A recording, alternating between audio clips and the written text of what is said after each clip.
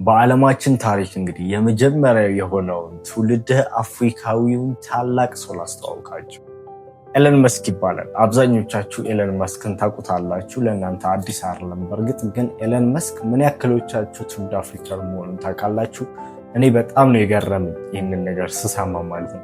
ሰው ኤለን መስክ እንግዲህ በ1971 ዓመተ ምህረት ነው በፕሪቶሪያ ደቡብ አፍሪካ ላይ እንደተወለደ ጥናቶች የሚናገሩት ማለት ነው።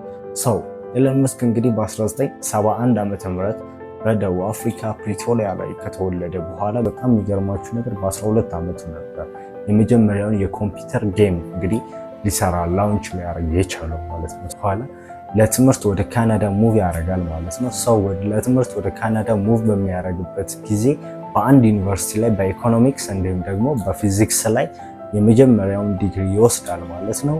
ሰው ኤለን መስክ እንግዲህ ከወንድሙ ጋር አንድ ላይ ኮላብ በማድረግ በ1996 ዓመተ ምህረት የመጀመሪያ ካምፓኒያቸውን ላውንች ያደርጋሉ።